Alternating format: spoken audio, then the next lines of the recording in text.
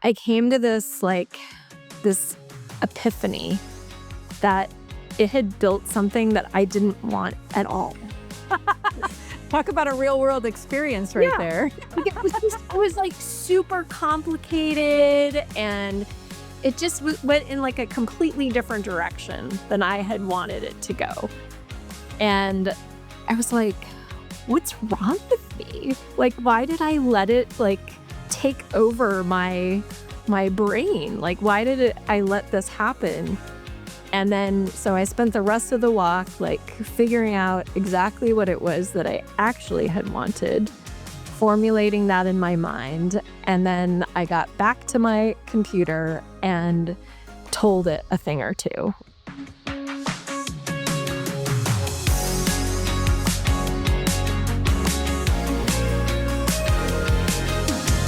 Hey, Meg.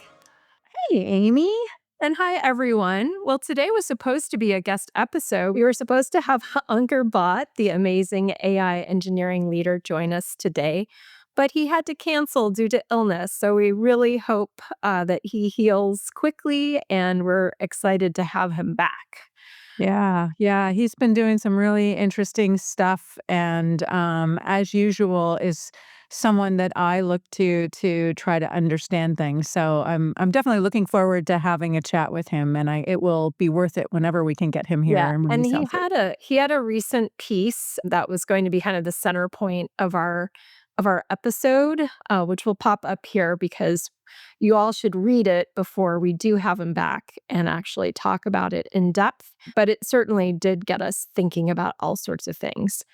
And because it had been a while since we'd actually done a solo episode, we thought this was a good opportunity for us to share some of the things that have been coming up in our lives in the last couple weeks and what we've been focused on. Before we get into some of those deeper things, we had a fun adventure last week. You want to tell everyone about that? A bit of a Meg and Amy show field trip, if you will. We were fortunate to go visit our friends Heather Bussing and John Sumser in the North Bay. John happens to be an amazing cook. I hadn't really read that in his bio, but they invited us for lunch, and then we did a bit of a photo shoot. And if you are following the Meg and Amy show on Instagram, you might have seen that their dog Carlos and Mr. Bean happened to be a mini me and bigger me. I don't know. Yeah, I don't know. Anyway, they happen to be twins. Yeah. Yeah. So, yeah, super cute. And they got along pretty well. Yeah.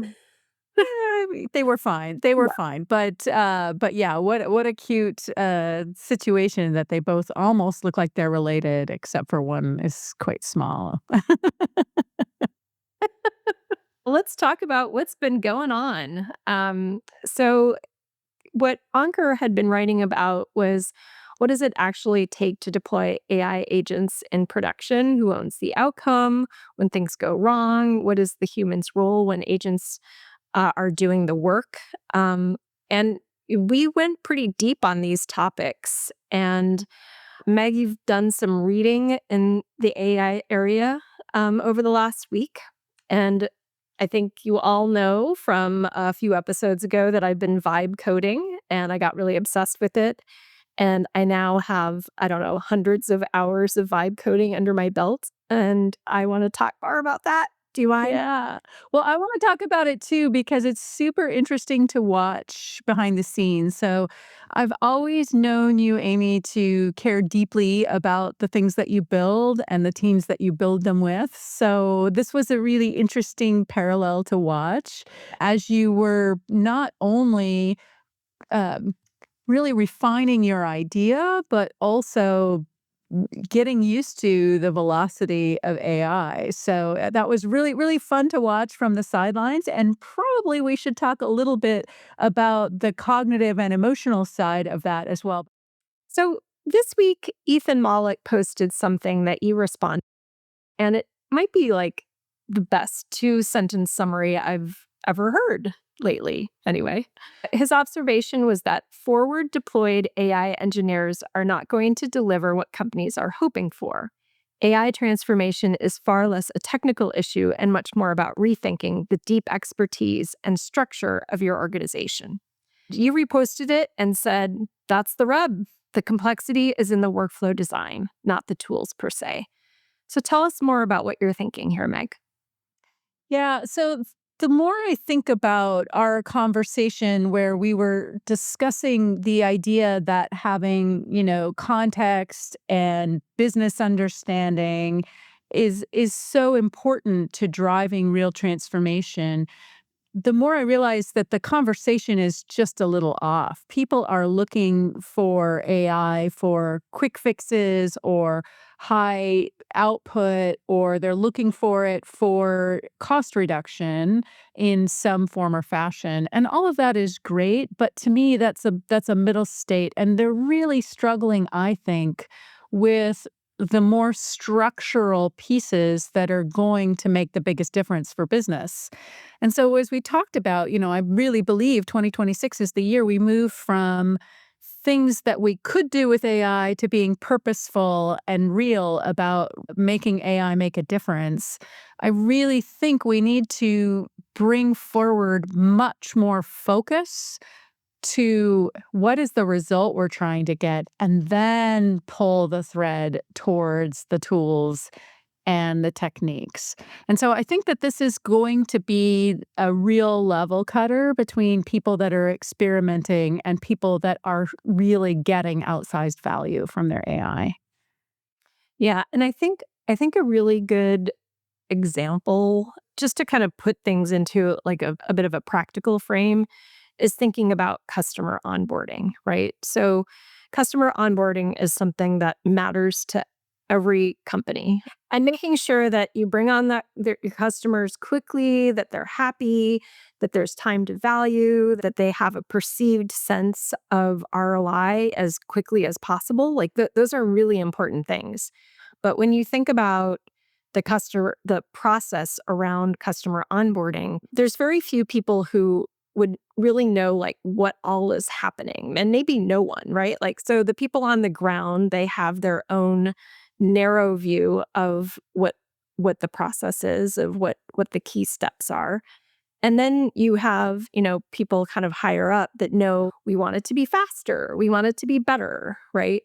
But to apply kind of a make it better and faster lens, and to just ask the people on the ground to, use AI to make it faster and better, they're going to, maybe automate a step here, maybe automate a step there.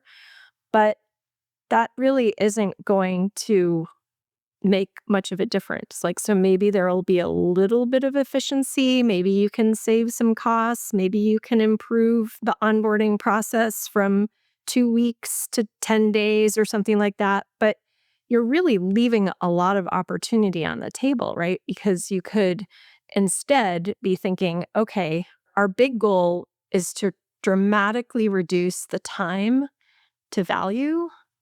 What are the bottlenecks that we're encountering right now? What are the things that are preventing that from happening? And then also, like, what are the constraints that no longer exist, right? Because you suddenly have some of these AI tools. And if you can then bring together people who have some domain expertise. So maybe you need a couple people that, are on the ground, but that have that ability to see the bigger picture and have that AI fluency. So that trio of three skills that we've talked about before, then suddenly you can really think about reinventing and reimagining the workflow. And that's a whole different ballgame than just, surgically automating for efficiency. Does that kind of fit what you're thinking, Meg? Exactly. And I think that the opportunity for value creation is significantly higher in the systems thinking that you're talking about than in just incrementally making something more efficient or optimizing an existing process. I want to pull the thread about the physical experience of work and the physical manifestation of these processes. And I think oftentimes right now, a lot of the conversation is a very sort of digital and abstract. We're thinking about context, but we're thinking about it based on all the pieces that we see in the digital workflow. And we're thinking about it in all of the pieces that are systems oriented.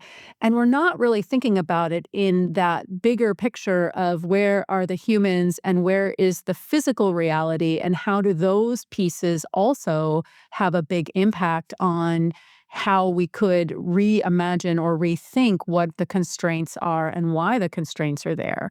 And so I think we're going to back into some of these things, right? We're letting go of a lot of people and we're going to figure out, oh, wow, they were doing things we didn't know. And we're zooming ahead with a whole lot of automation and trying to reimagine things. But I feel like could be a much sort of smarter and more efficient way to do this by really trying to understand the work better, trying to truly understand what is happening and why is it happening, and then what are the big opportunities and where is the need. And I just feel that this is going to be the bottleneck, people that can help us think in that more holistic way. Just kind of pulling that customer onboarding thread. So let's say like a lot of the digital constraints of getting customers onboarded and happy have gone away. So maybe we need to focus more on the human contact, the people that had to do, all of the paperwork and all of the digital stuff and everything that goes away. But the people that are there, to really make the customer like feel good and be connected to other customers and to feel that they're not just a customer, but they're a partner, that they're participating in the future of the product or what have you. That is really important. And maybe, that's a forward deploy engineer, but probably not like that. That doesn't sound like the right title because it's almost like somebody who's more caregiving and connecting and maybe it's some new variation of a forward deploy engineer or something that we need to be thinking about to make the most of the opportunity that we have. Yeah, and I also think that in that future that you're imagining in that conversation, we have more in the tooling that can help us personalize what we understand about the customer. So way back when, we've been talking about wanting this customer 360 and to truly understand what are all the things they've bought, what are all the challenges they've had, all of these sorts of things. These have been ideas in the CRM domain forever. But the truth is they've really struggled because their ability to then tailor what conversation you had with the customer and also what you offered them was very constrained to playbooks. But in this world, we're not constrained by having to have universal playbooks. Instead, we can have understood intent and we could then individualize the things that we did with each customer to better serve them and to help them feel special, appreciated part of the solution. So when you think about what would it mean to be that connection with the customer for onboarding and ongoing relationship building, you can imagine that that role is going to change dramatically and has the opportunity to be both a lot more fulfilling and a lot more fruitful because it is that first line relationship that builds all of your upsell and all of your durability of revenue, et cetera, et cetera. And if you had those better connections with the customer, you would probably understand not just how to serve them in this current context, but then to be able to think about where are new value opportunities that you could open up as well. So there's just a whole lot when we talk about like new jobs created. I think this is the piece, but we're only going to discover this piece when we start looking at the opportunity with a new set of eyes versus just trying to build our existing workflows with AI built in. Yeah, yeah. So another thing I know that's been top of mind for you is it a new book, Reset? Is it newly out? I don't know that it's newly out. I tend to get a lot of recommendations and then just start queuing them up. So I did just finish a book and just started Reset. And this is Dan Heath's book, and I've been a long time fan of Chip and Dan Heath's work because they often are talking about not only change, but how to think about systems and people and all of those sorts of things. Are they So back of the napkin? Is that right?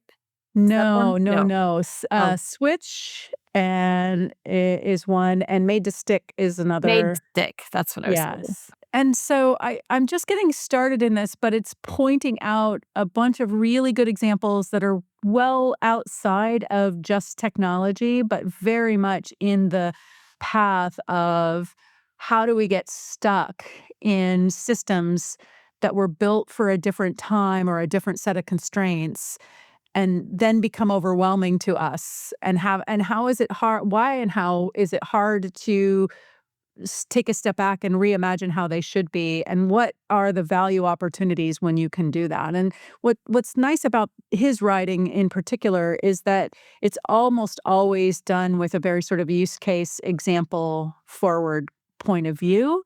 And so some of the examples are just so rich in texture about the fact that it's these systems and humans that are the part we're missing, and most of it is because those of us that think it's our job to reimagine the future haven't had our hands dirty doing the work in a very long time, and that is just such a disaster. If you do not go and follow and get access to the people doing the work, you're very likely to come up with great ideas that are not necessarily going to be the ones that are either adopted or solve the problem in the first place. Yeah. You had mentioned to me that there are kind of like 3 human failures that you that kind of popped out to you from reading the book as well as, Ethan's bit, and one was that we talked about already, and that was automating the wrong things, but there were 2 others. One was, trying to do everything, so trying to do too many things with AI. And then the third was not accounting for what you've already built, not recognizing the kind of the maintenance toll and load that you will have going forward. Do you wanna Yeah. talk a little bit about those? Yeah. So I think, again, this kind of gets back to my thesis that the people and the companies that are successful with their AI initiatives are going to be the ones that pick some big bets as opposed to try to do a bunch of different things. I think this for 2 reasons. I think change fatigue is real, and I think absorption and transformation takes a lot of work. But I also think that it is going to really start to, like, there's a tipping point, diminishing returns, if you will, if you start trying to do every possible low-hanging fruit thing with AI, you're going to actually build a lot of resistance to the entire transformation journey. Because one of the things that came out in the book and that is a great reminder is that for transformation to work well, people have to feel and see progress for themselves. It's not just enough or good enough to have it be something that's sort of abstract or outside of their purview. They have to feel the benefit and they have to feel the progress. That is a really important thing for us as humans to have value and meaning in our work.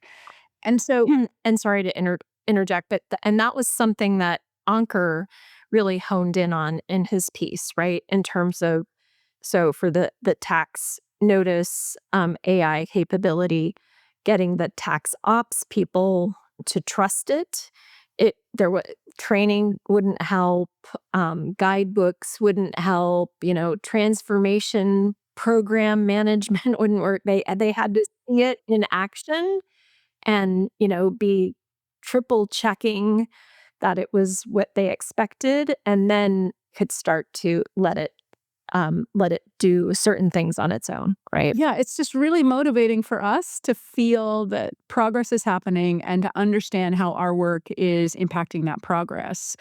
And when we strip that away, we lose the momentum that can be built. And what's super interesting that he brought up in the book was that most managers when they were asked of a list of like, what are the things they think will help people feel most engaged, they never mentioned progress, making progress.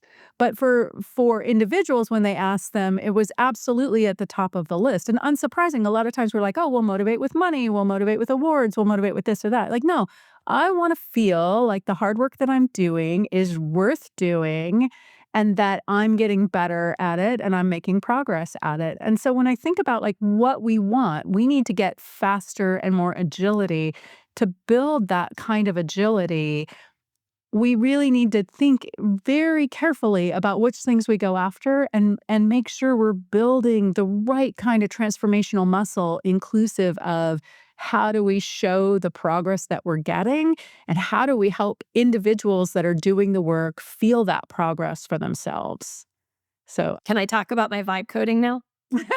yes, let's talk about your vibe coding because I think that's just a new example of where we can start to think about things in ways we couldn't before. So tell us about where you are and what your journey has been like over the last few weeks. Yeah. So when we last got together here, and I shared that I had been building an app for my mom. It's exploded, and now it's great. But Scope creep. but there's been a lot of learning that I'm really excited to share with folks. So first, I think like it's really good to juxtapose where I'm at now versus where I was before. And I did talk about how I used Claude Code last fall to work on a prototype, and it wasn't just the tools that were not as good, like the lack of memory and the ability to keep working. It wasn't just the lack of tooling capability at the time. It was also my lack of capability at the time. There was a point when I was using Claude Code and it was prototyping this whole kind of like transformation app idea that I had. And at a certain point, Claude just kind of ran with it and just like started like building with my very light specs, just started building stuff. And I went on a walk on the beach and I came to this epiphany that it had built something that I didn't want at all. Talk about a real world experience right Yeah. there. Like, it was, like, super complicated, and it just went in, like, a completely different direction than I had wanted it to go, and I was like, "What's wrong with me? Like, why did I let it, like, take over my brain? Like, why did I let this happen?" And then so I spent the rest of the walk, like, figuring out exactly what it was that I actually had wanted, formulating that in my mind, and then I got back to my computer and told it a thing or two, right? And it And was did you try to course correct or did you just do a start over? somewhere in between, I guess, because again, like at the time, like every single thing I did had to be kind of done in isolation because it didn't have the broader memory and it would crash after if it did too much. So I had to do like these smaller pieces and then ultimately fit them together with a Figma wrapper.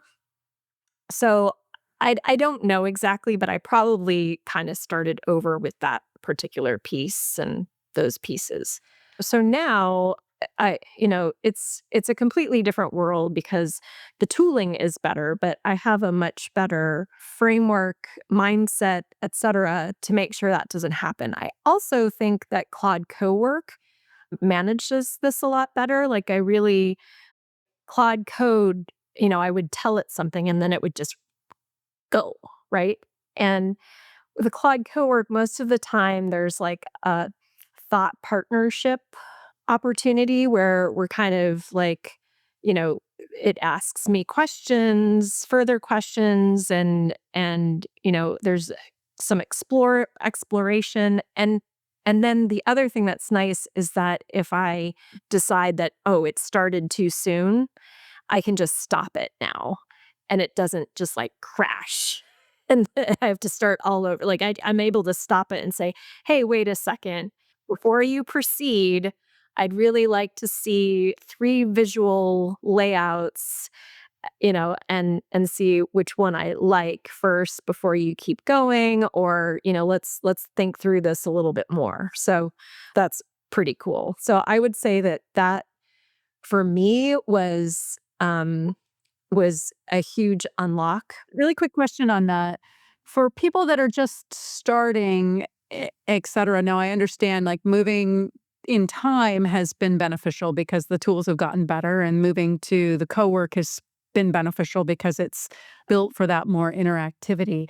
But for new people, it feels to me like part of their learning journey really did just benefit from a kind of a first try crash and burn experience to kind of get oriented about how it works differently than you might have imagined.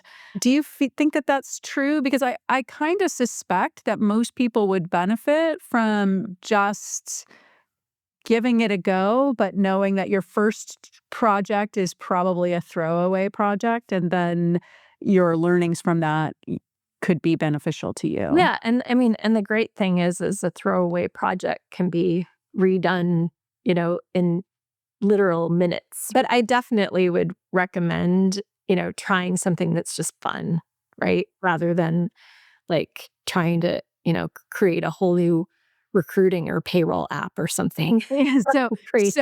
your recommendation is not to go first trying to vibe code a commercial SaaS app, even though that seems to be the narrative in the space. One of the other revelations that I've had, and kind of like connecting the dots between the leadership corner we did a couple weeks back, and then some other things we've been reading and writing, is that I very much see myself as an executive in this space, right? So Just to rewind for people, so what you're talking about is the conversation we had about the fact that managing AI agents is a management job. And so now you're saying that your perception or your clarity is that your role is still an executive against these agents. Okay, so yeah. tell me more. What do you Yeah, mean and when you so say I that? feel like I have a little bit of an advantage maybe, and maybe I can provide a little bit of clarity and help for people in terms of what that means. But you know, in my executive job as a product leader, I did a lot of like vision, right? Of like, and what I would call intent. Like this is And those what. that are just that are listening are missing the massively awesome jazz hands that are going with this statement. So I'm just making sure that that's not lost. Let's do this, Yeah. and I want it to work like this, and wouldn't it be cool if we did that? You know what I mean? Like I wasn't writing, user stories and like getting into like all the super details. I was really setting the intention of what it was that we were going to build.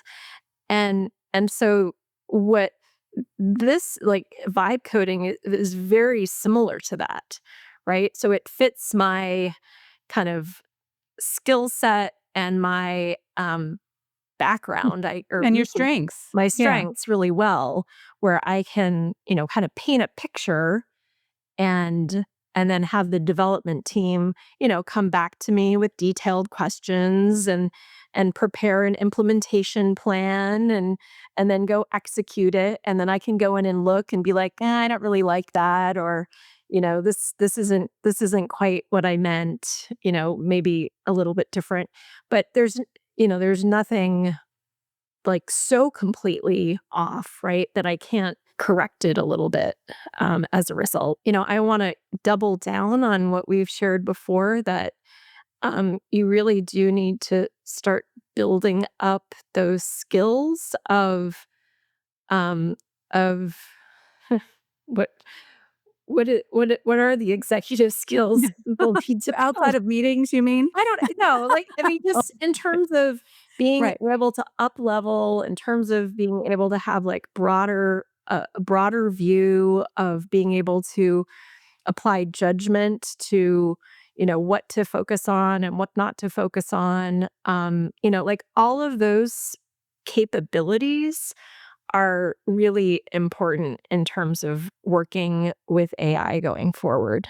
I'm observing something very similar in the people that I'm watching on Twitter and even the conversation with Ankur that um, it's often the CTOs that I are finding themselves in a similar way of being really hands-on and really productive because they've already built up exactly what you're talking about, those executive skills of both big picture, clarity about generally what could go wrong and what could go right, and enough understanding of where some of those pitfalls are to know when to be more clear versus when to just leave it open for interpretation, et cetera. So I do think whether your skill is on the product side or on the technology side, leaning into some of those strengths while getting hands-on yourself is actually super powerful.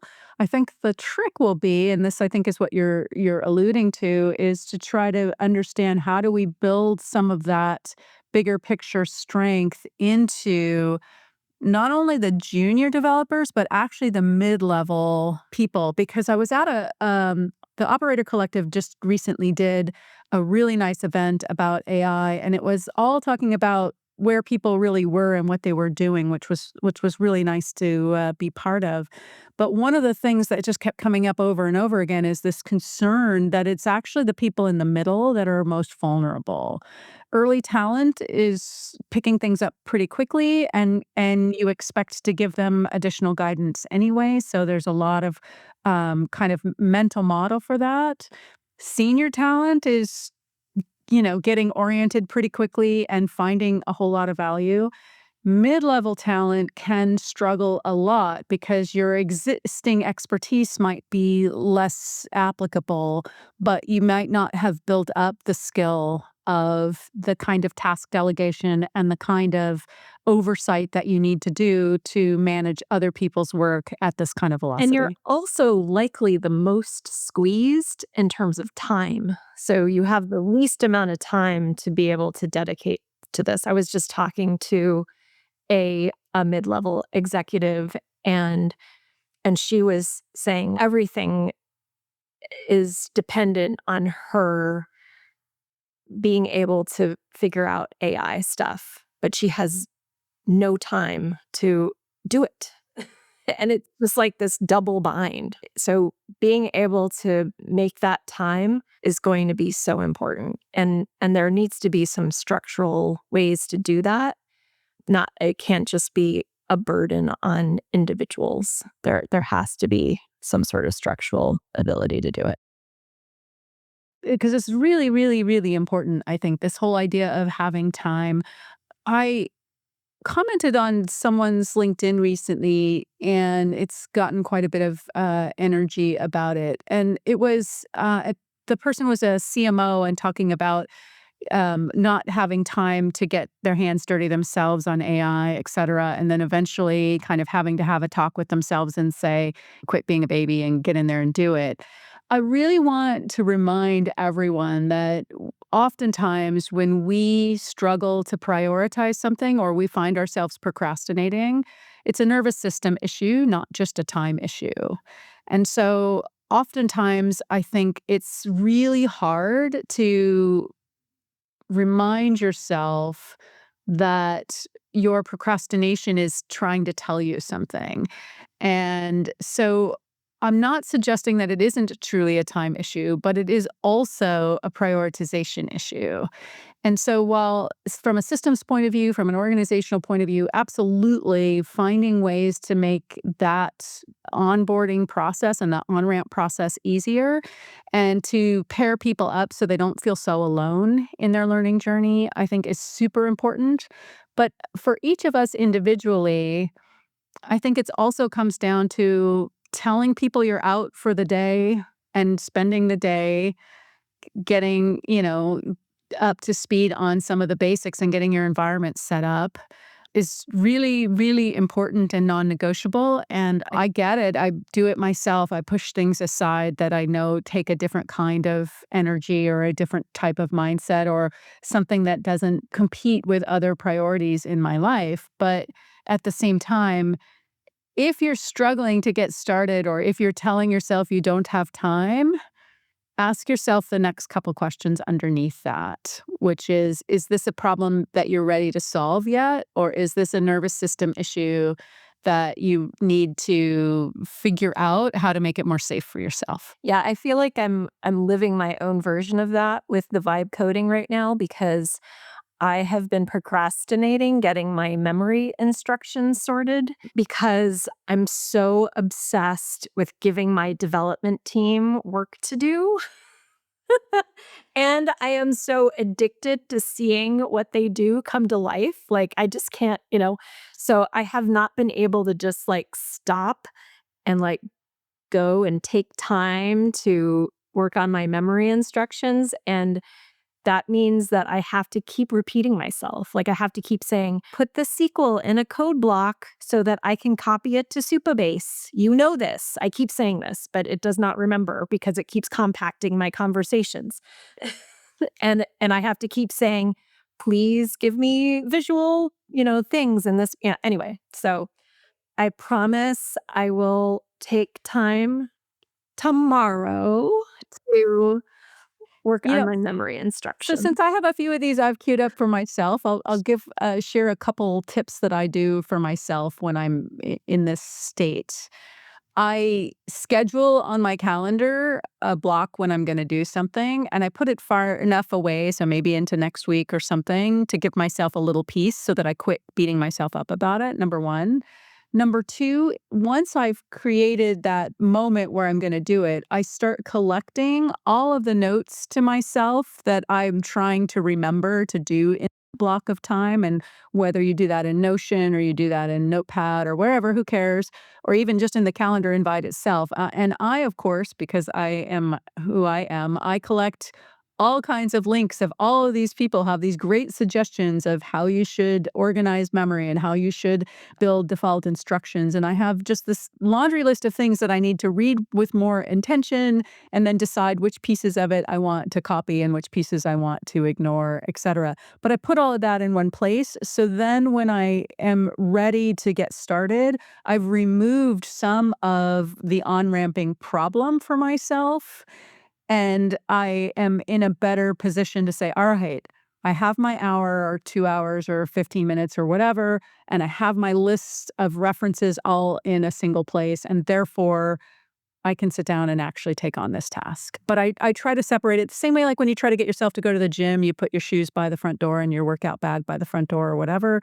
It's the same thing. Build some things that take that easy. I will put on my workout clothes first thing and sit in them for, the duration of my tea drinking and my That's right. vibe coding morning session. Some people meditate, Amy vibe code now. Maybe we should talk about the one other thing that I was watching. So, Jason Lemkin commented, I think it was last week, on something that really stuck with me. And he was basically commenting on the pressure that his agents were giving him now, because what he really was talking about was that he had become the weak link in the chain, where before he was the super orchestrator, whatever, at the top. But what he's starting to learn is now when you have a whole bunch of agents and those agents never sleep and they keep coming back to you with their questions or wanting to bring forward things that they've done or whatever, you are way slower than them. And it's actually a little bit of an emotional burden to have this much pressure on yourself. So it sounds like you're feeling that a little bit as well. Oh, for sure. Yeah, and when you brought this to me originally, the word pressure didn't sound right because it made it sound like Claude was pinging you and being like, "Hey, give me more," like that there was like actual pressure. But that's not really the case. There it's not like the bot is actually pressuring me, but just the fact that it's sitting there, with availability. Like when we were managing the investment and the work of development teams, if they were sitting idle, like that would be the worst possible thing you could do. Like that you're wasting the company's money, you're pissing off a bunch of capable people, like how could you and that could be because you didn't make a decision quick enough, or what other reasons?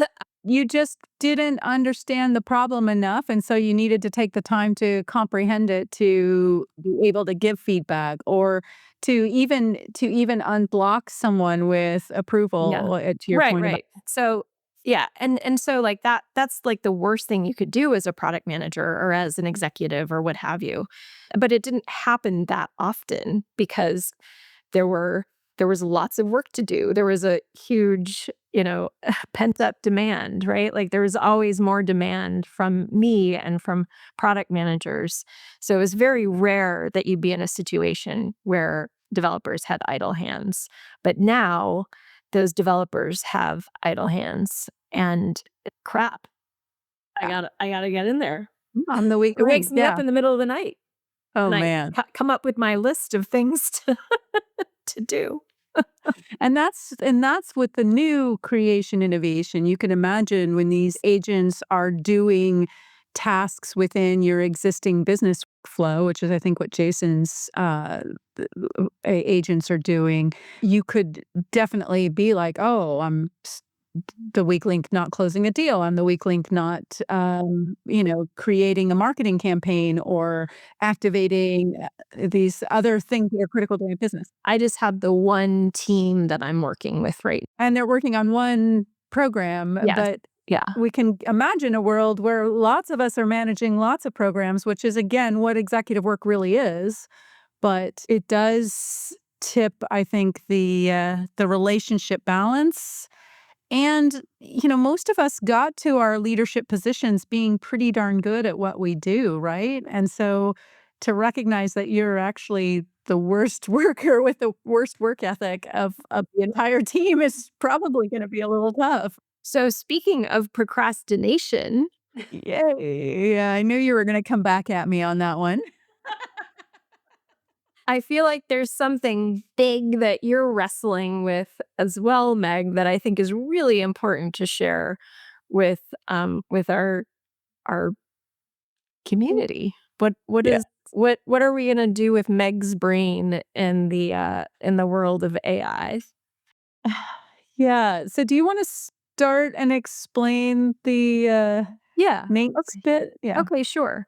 Yeah. So we've mentioned Nate B. Jones many times on this show, and we will continue to We're do so fangirls because, until he decides to join us and, come yeah. talk to us, yeah. Have you asked him yet? No. That was it. You got to do the Travis Kelsey, just put it out into the universe, That's sort right. of thing. That's Yeah. right.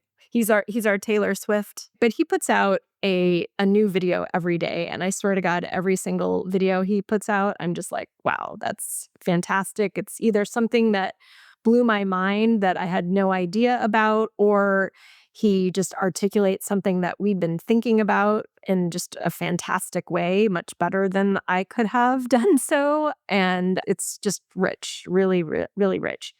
So he came out with this thing that he was calling open brain. And the whole premise is that though the memory is getting better in these models, they're all contained within a model.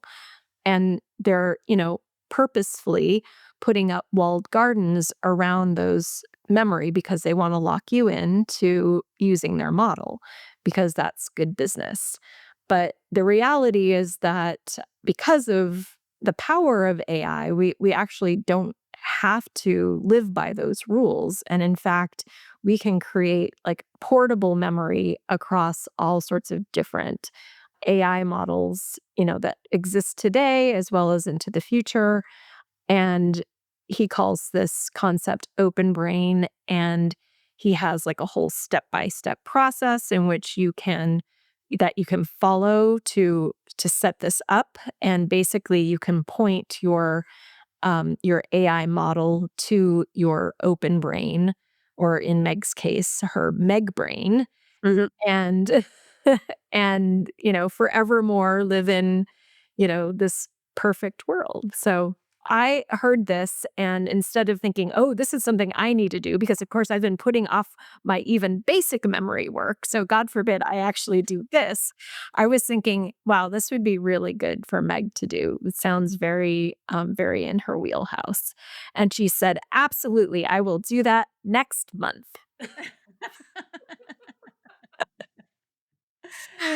Yeah, so this actually gets to the, there's a lot of people that try different organization systems, and I tend to love the beginning of the year when people talk about like, "Oh, well, this is the year I have the perfect notebook, and it'll be the perfect, organization structure for me." I've always been a little bit more mad scientist about my organization structure, and I'm positive I get this from my father, whose filing systems really legendary might be the right word. No, I think we're Or gonna have to get a picture of that up here. uh, yeah, at some point. I've definitely tried several things. I fall into the trap, as you know, I read all the things. I send things to people when I think that these are related to topics they're interested in or that make me think about them. This works really well for me. I have a great sort of taxonomy of different people I know who are interested in different types of topics or talk about different types of topics, and so sharing things that I read. But then 2 weeks later, I'll read something that's sort of related, and I'll think back to the other thing, and then I cannot remember where I put that other thing because I might not have even written it down. And so over this last well, actually, since I started, going independent and doing having more time for reading, I've tried, like, several different things, and they've all been disasters. I tried to do something in just notes, and I did find that eventually notes, when it blows out of capacity, it just gives up and not only crashes the notes app, but it literally loses all your notes, which is kind of the opposite of trying to write things down. And so then I started trying to do I got a subscription to Notion, I got a subscription to Granola. I've tried to play around with some of those sorts of tools for logging. I've done several different types of reading logging types apps and categorization and all of that. So long way to say this is a really good idea for Meg because I understand exactly the problem this open brain is trying to solve, which is instead of trying to make sense of it or organize it, lean on AI to be good at finding things again for you and just build in automation so that you can kind of log from anywhere and then search for it in a more AI centric kind of way. That is a fantastic idea for me.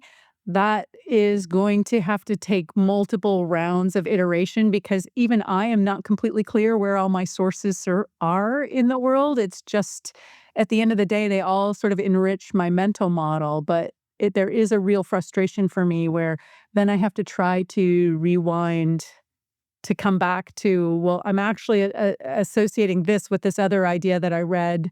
Was it a month ago? Was it 2 months ago? Did I share it on LinkedIn? Did I put it in a newsletter? Did I just text it to Amy? It's really a hot mess underneath the covers. And so I love the idea.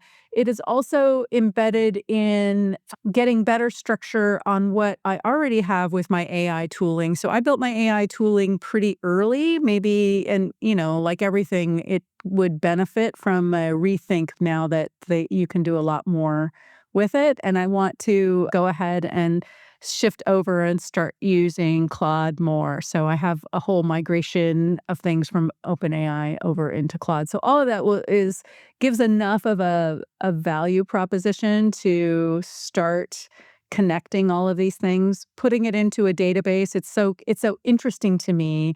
Obviously, my entire heritage has been database driven operational transaction systems of record. And so that part comes very naturally to me. So I think it's really fascinating when people are starting to realize that data stores still have a really important place.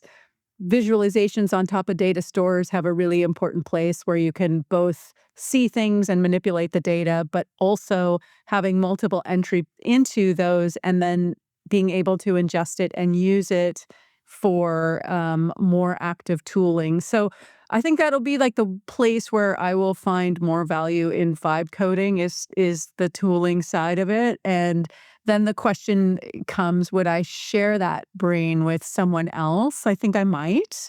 And, make it searchable for someone else about like against a certain set of topics. Like if you were interested in space plus neuroscience, what would you find? And you would find that Make reads on those things sometimes. So, yeah, I think it'd be interesting. But yeah, it's gonna take time. Can't wait. Yeah, I making me a little nauseous just thinking of what you need to do to give yourself the leg up to keep you from procrastinating. So, Yeah, so just to make you feel a little better on this, I haven't set the time in the calendar yet, but I have started collecting all of the notes and hints about things that have to do with setting up Claude, with migrating existing automations that I have in OpenAI to Claude. I've documented those. I've got those in a place that could be ingested. Building all of the hooks, playing with your app is teaching me some of the ways that I like to hook things up, and then getting a better automation of all of our transcripts and getting those to be able to be ingested would also be really handy. I've at least got all of our season 1 in one place where I would want to upload it, and then I need to build something that does it automatically for me. So I have a lot of little tools to build on top of this big idea tool as well, but yeah, we'll see. I'll be calling soon to get all the advice on how to keep the agents in line. well, I think we're having a lot of fun, which we expected would be happening when we kicked off the season. Lots of uh lots of fun to be had. Well, and I also think there's some really good learning, not just learning in the actual skills, but also a little bit in the metacognition around how to think about these things and what they mean for us on a human level, but also on sort of the day-to-day work. I think it's really helpful to get your hands dirty no matter what to make something concrete so that you can then extrapolate to other ideas. And so that part has been it's been pretty joyful, I think, to back to the liking to feel like you're making progress. I think Yeah. the nice thing about these things is they do give you a sense of progress pretty easily and pretty quickly.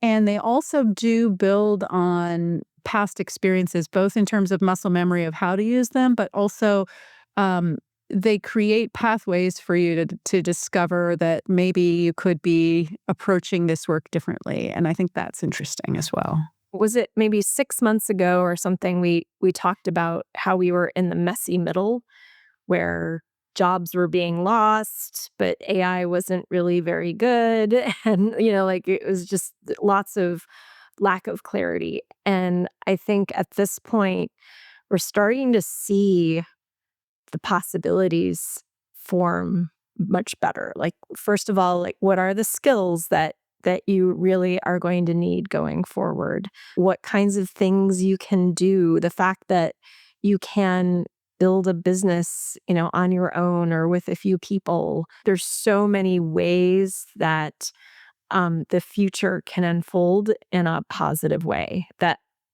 that's what I'm seeing versus, where I feel like 6 months ago, it was like this very doomsday, messy middle.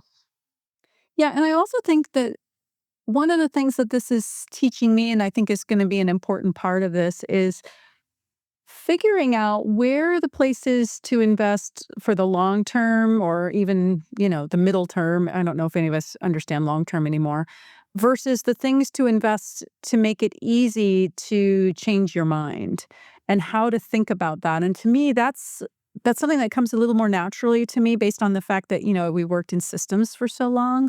But to me, that's an architecture problem. And I think this is the point we're going to have a great conversation with Ankur as well around this is a moment where having some understanding of architecture is going to be super beneficial because you're going to understand how to keep getting value, even though pieces are going to have to be swapped in and out as things get better or as they become more stable in the overall ecosystem. So instead of waiting, I think figuring out how to get involved and participate, but still make sure that it's easy for you to adjust because what you're adding to is not just to your own velocity, but you're also adding to the way that you think about the problems and your understanding of the overall architecture. So I think it's a really useful skill. And I do think if you do not have architectural skill, get some friends, man, because there's some really amazing, smart tech people that are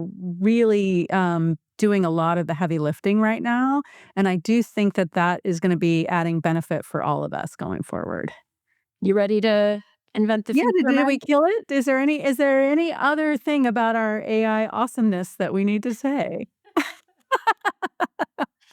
I think we're making every day count, Meg. Yes, and I am so excited. So let's invent the future together, everyone. I believe in us. Let's make every day count.